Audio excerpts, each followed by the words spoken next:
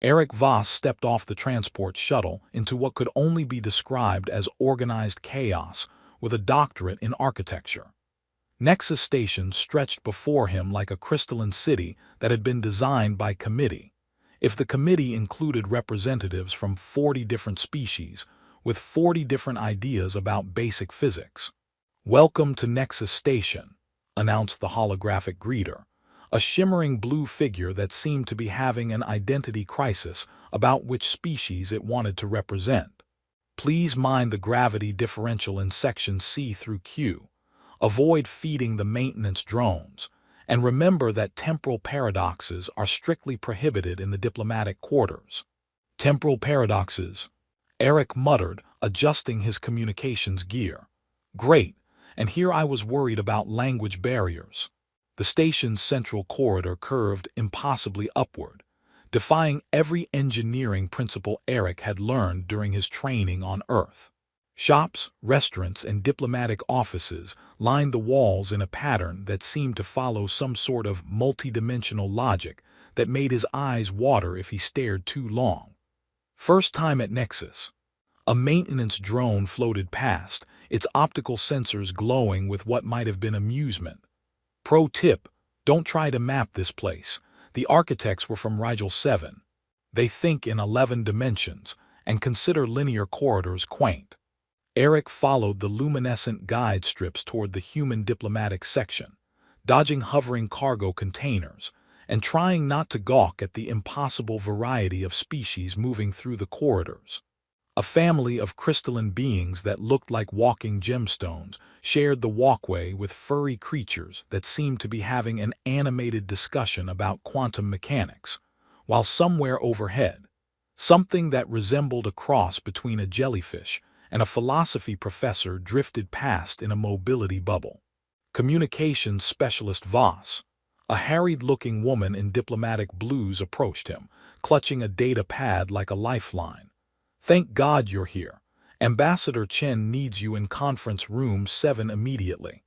We've got 17 different species arguing about trade routes, and half our universal translators are converting economic terminology into mating rituals." Mating rituals? Eric raised an eyebrow. Should I be concerned about accidentally proposing to someone? Only if you use the Centauri dialect when discussing shipping manifests. Last week, our trade attaché inadvertently offered to bear eggs for the entire Andromedean delegation. Very awkward. Eric followed her through corridors that seemed to rearrange themselves based on traffic patterns, past observation decks that offered breathtaking views of the gas giant below. Kepler 442 be swirled with storms the size of Earth's continents, its aurora painting the station's hull in shifting rainbows of light. Conference Room 7 turned out to be a spherical chamber with seating arrangements that accommodated everything from humanoid bipeds to sentient gas clouds.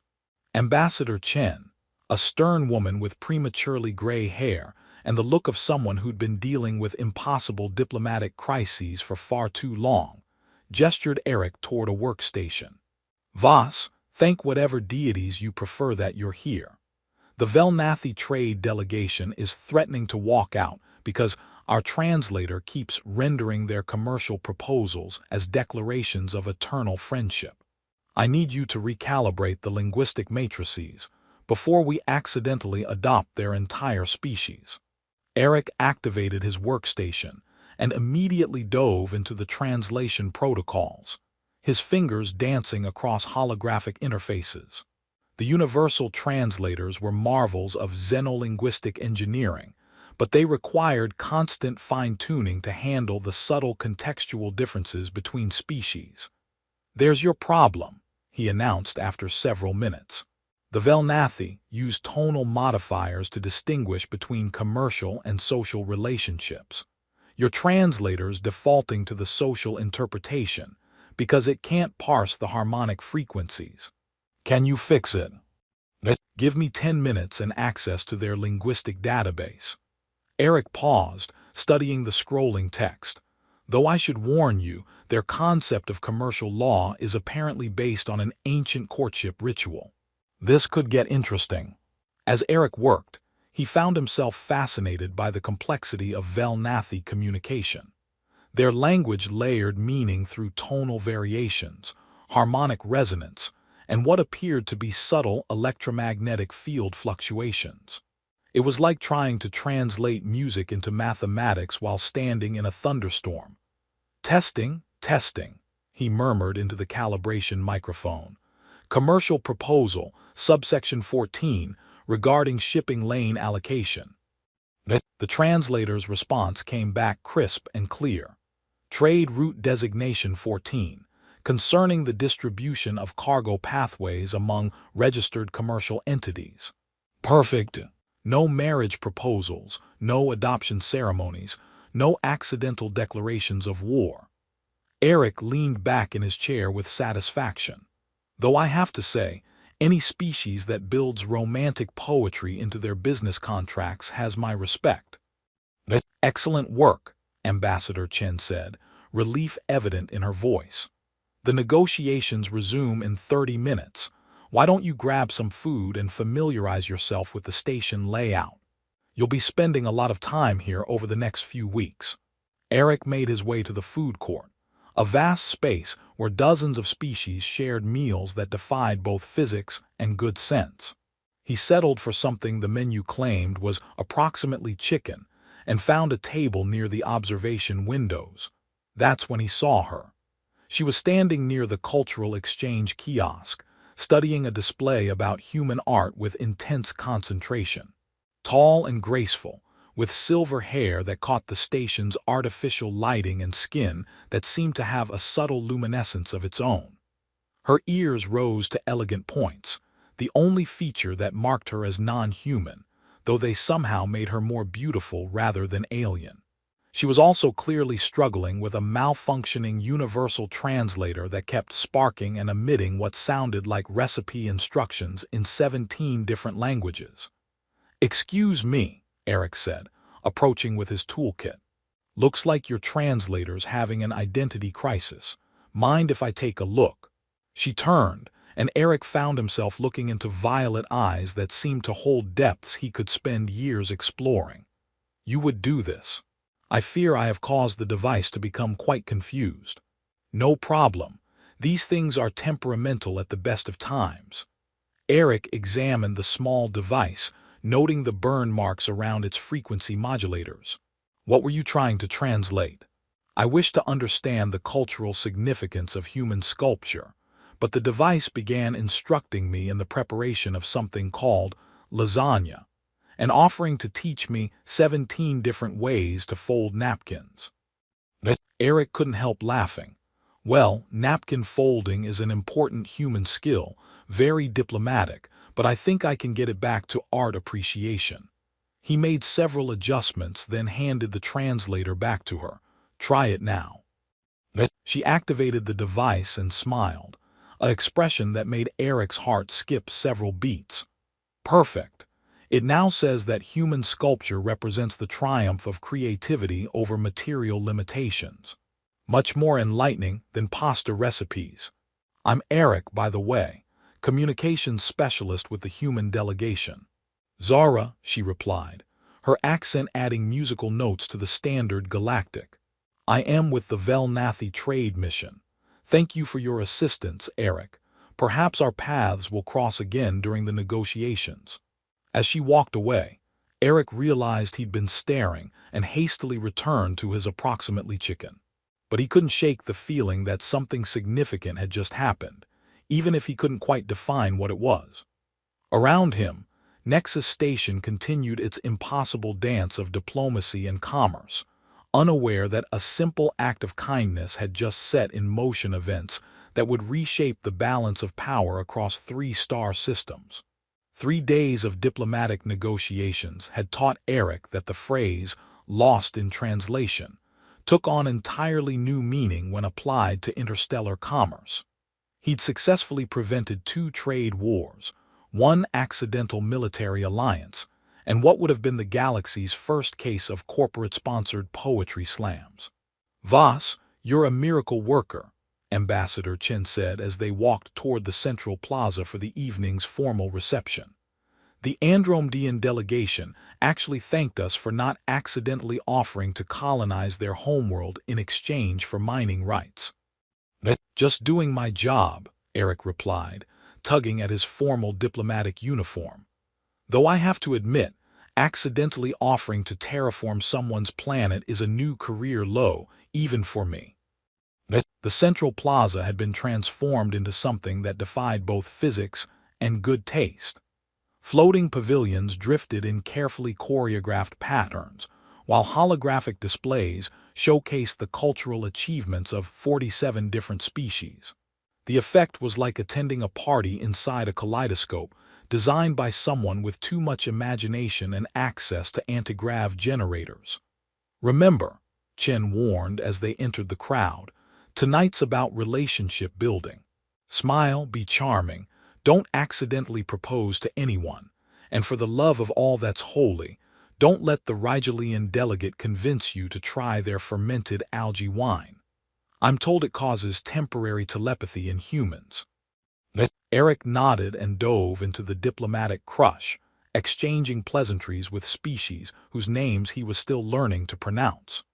The universal translators hummed with constant activity, creating a linguistic symphony that somehow managed to make sense despite, involving everything from subsonic whale song to electromagnetic frequency modulation.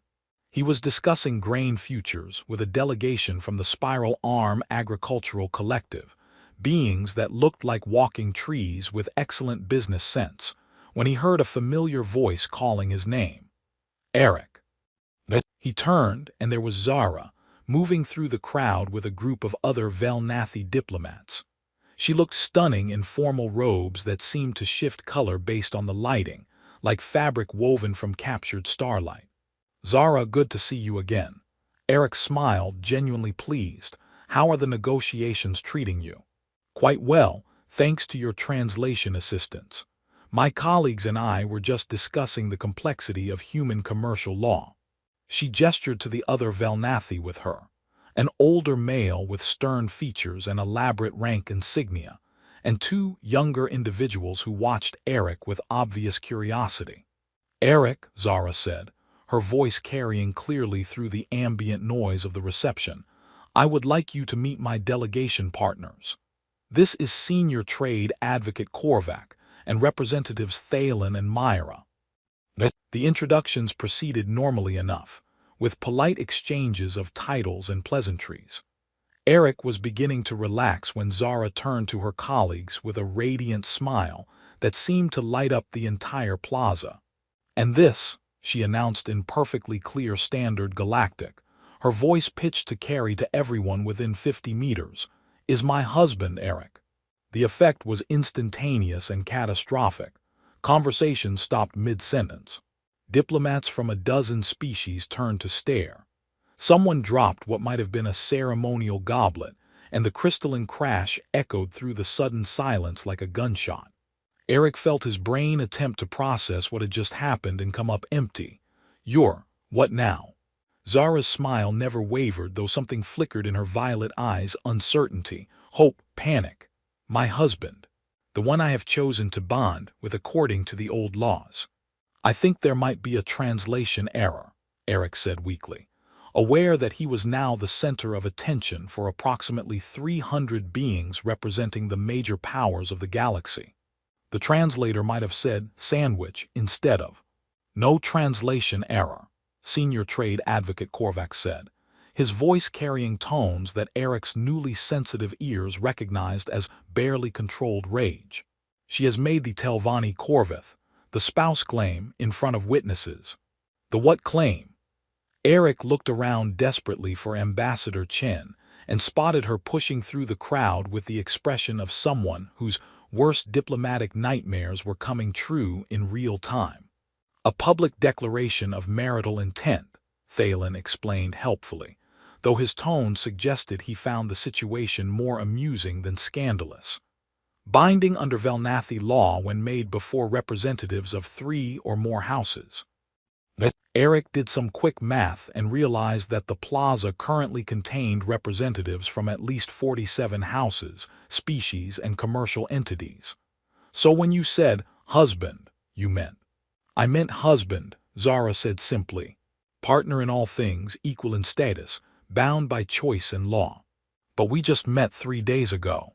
Sometimes the heart recognizes truth more quickly than the mind, she replied, though Eric caught something in her expression that suggested the situation might be more complicated than sudden romantic impulses.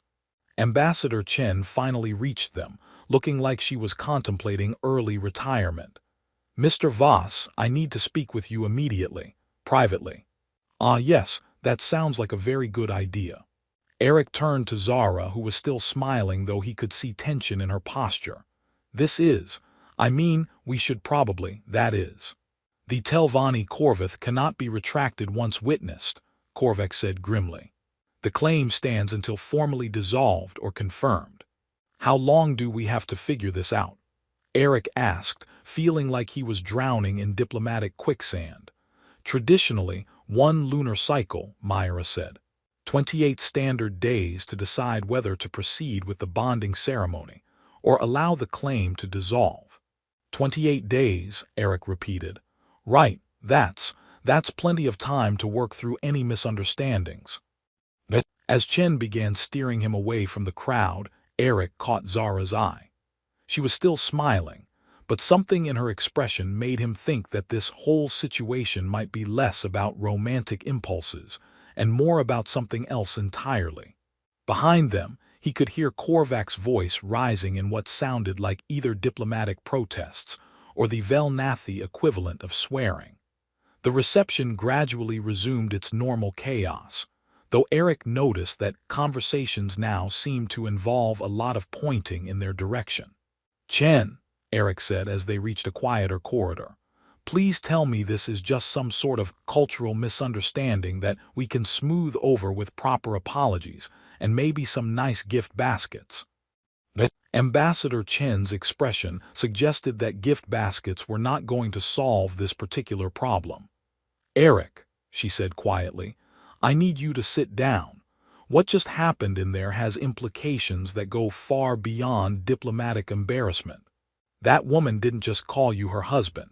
She just made you one of the most powerful humans in known space. Eric sat down hard in the nearest chair, his mind reeling.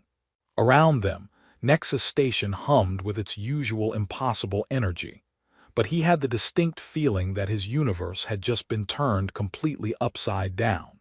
And somehow, despite the chaos and confusion, he couldn't stop thinking about the way Zara had smiled when she'd said, husband. Like it was both the most natural thing in the world and the most important decision she'd ever made. Let me make sure I understand this correctly, Eric said, pacing the length of Ambassador Chen's office while trying not to hyperventilate. By calling me her husband in public, Zara automatically transferred voting rights, commercial holdings, and political influence equivalent to a small planetary government directly to me. That's the simplified version, yes. Chen rubbed her temples like she was fighting off the mother of all diplomatic headaches. The Velnathi Telvanni Corvus isn't just marriage, it's a complete merger of assets, authority, and legal standing. As of 3 hours ago, you technically own a controlling interest in 17 major shipping lanes and have voting rights in the Galactic Commerce Consortium. Eric stopped pacing and stared at her. I'm a communications specialist. Yesterday, my biggest responsibility was making sure nobody accidentally declared war while discussing grain prices. Now you're telling me I'm some sort of accidental space mogul. Space mogul with a target on his back, corrected Colonel Martinez, the station's security chief, who'd been grimly silent through most of the briefing. We've already intercepted 3 separate assassination contracts posted to the dark networks. Apparently, making you instantly wealthy has made you instantly unpopular with certain factions. Which factions? Take your pick. Velnathi traditionalists who think marrying a human dilutes their bloodline, human supremacists who think you've betrayed your own species, and at least 6 different commercial interests who were counting on the Velnathi trade negotiations failing. Martinez pulled up a holographic display showing security alerts. The good news is that as Zara's claimed spouse, you're under automatic diplomatic protection. The bad news is that diplomatic protection only works if the diplomats want to protect you. Eric slumped into a chair. This is insane. 24 hours ago, I was worried about pronoun conjugation in Centauri dialects. Now I'm apparently married to someone I barely know and rich enough to buy my own moon. Actually, Chen said, consulting her data pad, according to the asset transfer documents, you could buy several moons. The Velnathi commercial empire is extensive. A chime from the office's communication system interrupted Eric's existential crisis. Ambassador Chen, came the crisp voice of her aide, Senior Trade Advocate Korvac is here to see Mr. Voss. He says it's urgent. Send him in, Chen said after exchanging glances with Martinez. Korvac entered like a man walking to his own execution, if the condemned was also furiously angry about the quality of the rope. His formal robes rustled with barely contained indignation. Mr. Voss, Korvac said without preamble, I come to offer you a way out of this situation that preserves dignity for all parties involved. I'm listening, Eric replied carefully. The Telvanni Corvith, while legally binding, can be dissolved without dishonor if both parties agree within the traditional waiting period. Zara was overwrought when she made her claim. Emotional stress from the negotiations, perhaps.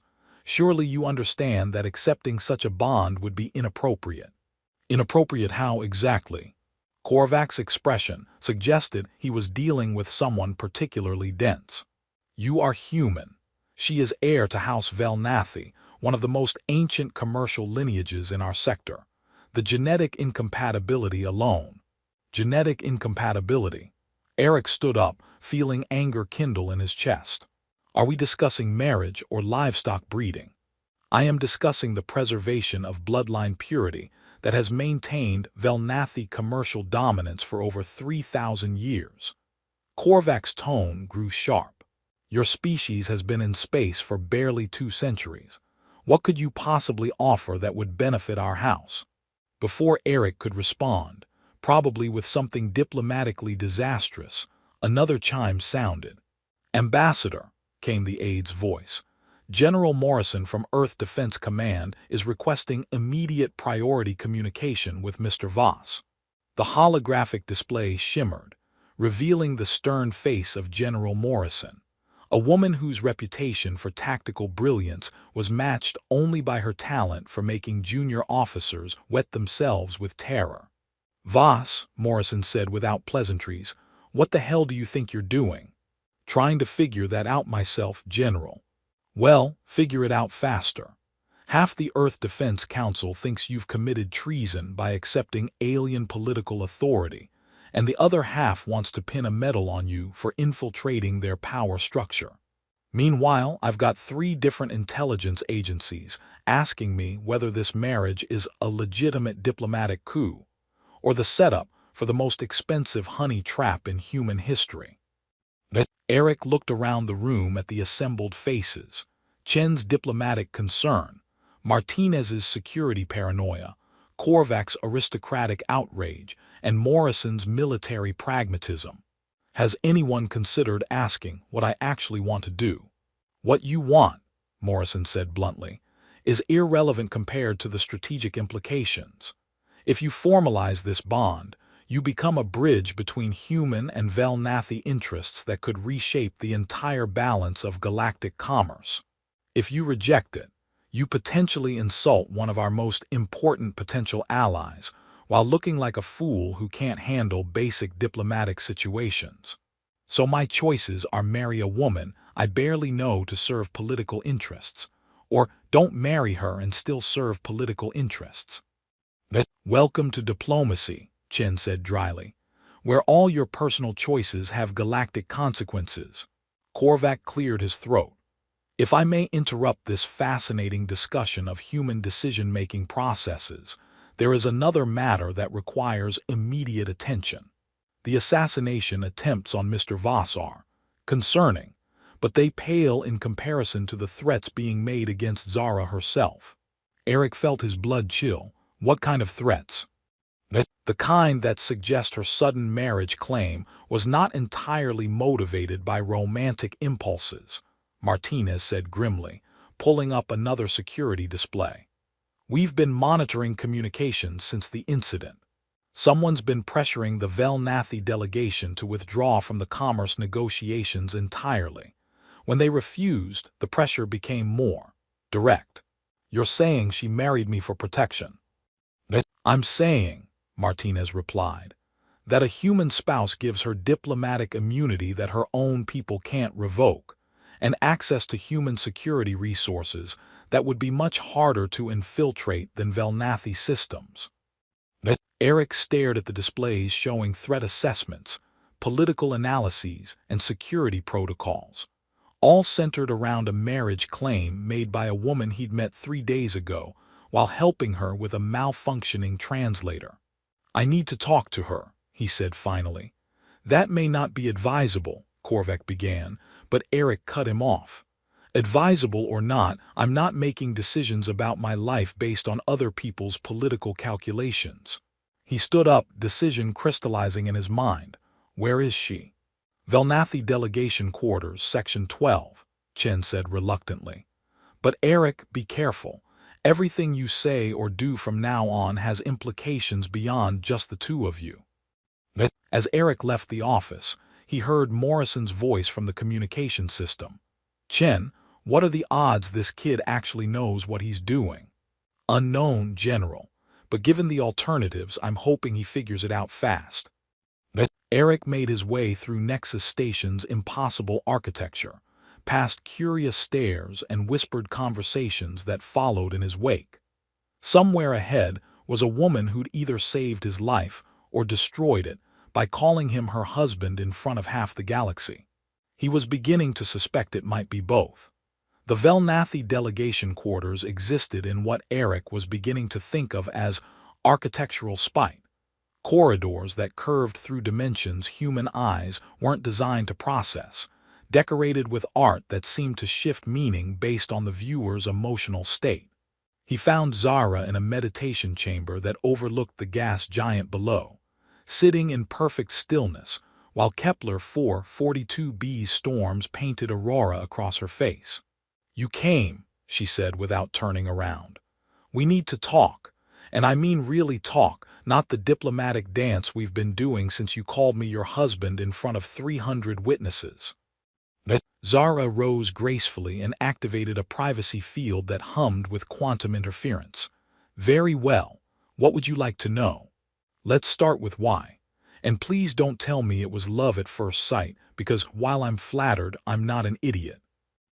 For the first time since he'd met her, Zara's composure cracked slightly. You want the truth. I want all of it. She moved to the chamber's viewport, her reflection ghost-like against the swirling storms below.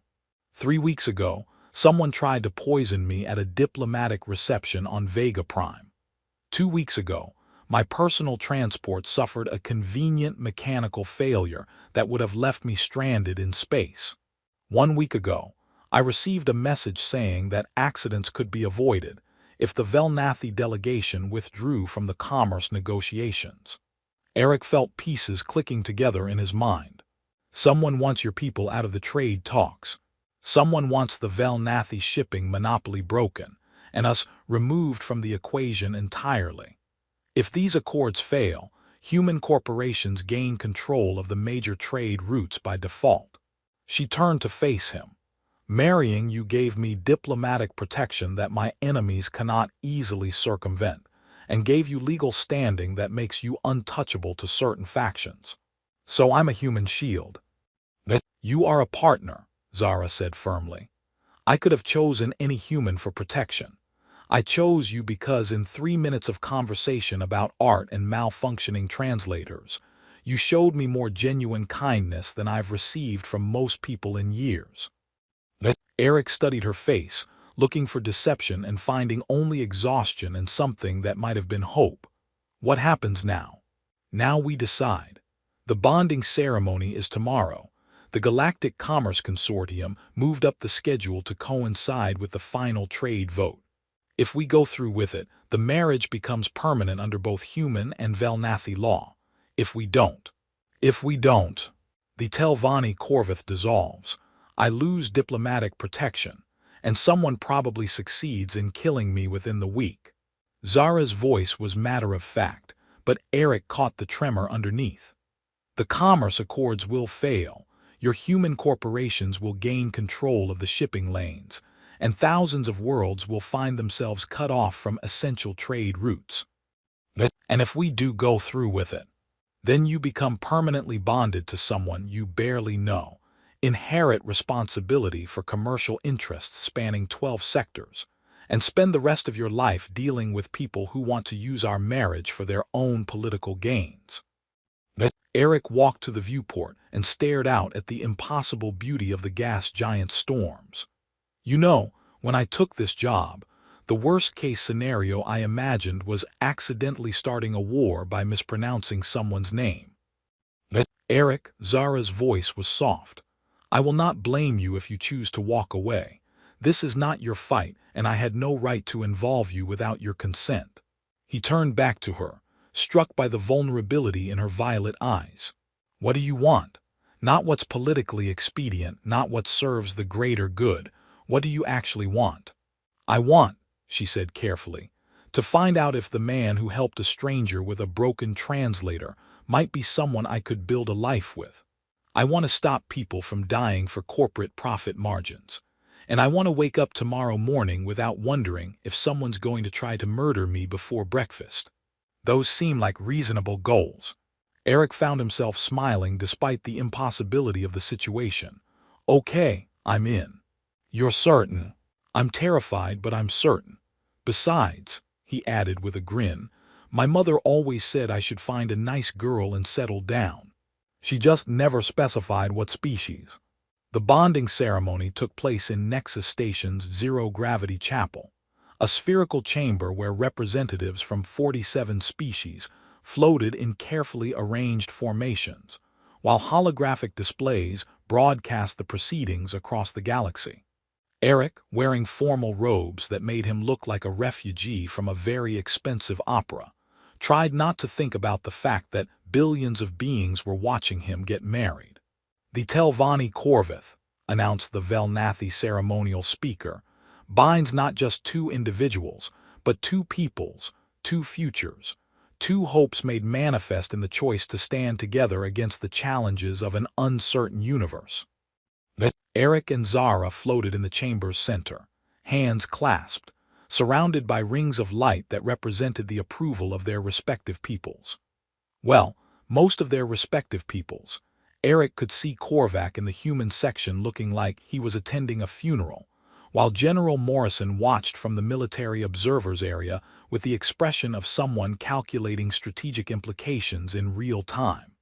Eric Voss, the speaker continued, do you accept the bond of Telvanni Corvith with Zara Velnathi, knowing that this choice will intertwine your fate with hers across all the years to come?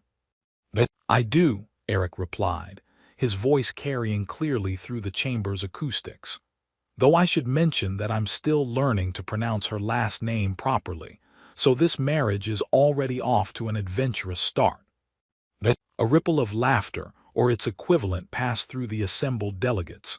Even some of the Velnathi traditionalists seemed amused. And Zara Velnathi, the speaker said, do you confirm your claim of Telvanni Corvith with Eric Voss, accepting him as partner in all things, equal in all ways, bound by choice and law? I do, Zara said, her voice steady and sure, and I promise to help him with that pronunciation. As the ceremonial words concluded, and the holographic displays registered the marriage as officially recognized by galactic law, Eric felt the weight of his new responsibilities settling around him like an elaborate, expensive cage.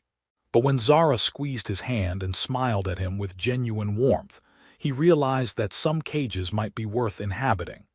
Ladies, gentlemen, and beings of various other classifications, Eric announced to the assembled crowd, thank you for joining us on this incredibly surreal day. I promise to do my best not to accidentally destroy galactic civilization while learning to be a husband. The reception afterward was a diplomatic triumph, with even Korvac grudgingly toasting the new couple's happiness. The conspiracy investigation that followed was even more successful, with Eric's new legal standing and Zara's commercial intelligence network. They were able to trace the assassination attempts back to a coalition of human corporations led by Meridian Dynamics, the same company that had tried to manipulate the Korath campaign years earlier. 6 months later, as Eric reviewed shipping manifests in his office aboard the Velnathi commercial vessel Starweaver, he reflected on the strange turns his life had taken. He'd come to Nexus Station expecting to translate languages, but instead he'd learned to translate between cultures, hearts, and hopes. "Husband," Zara said, floating into the office in the ship's artificial gravity field, "you're working too late again. Just making sure our new trade routes are properly documented. Can't have another interstellar incident because someone misfiled a manifest." Eric saved his work and turned to her with a smile. "How was the conference call with the Centauri delegates?" "Productive. They've agreed to the new shipping protocols, though they insisted on adding a clause about maintaining the cosmic harmony of commercial exchanges." Zara settled into the chair beside him, her pointed ears catching the soft light from the viewport. "Sometimes I think they make their contracts deliberately mystical just to watch other species try to interpret them. Better than the Rigelian contracts that somehow involve temporal paradoxes and require signatures from your past and future selves."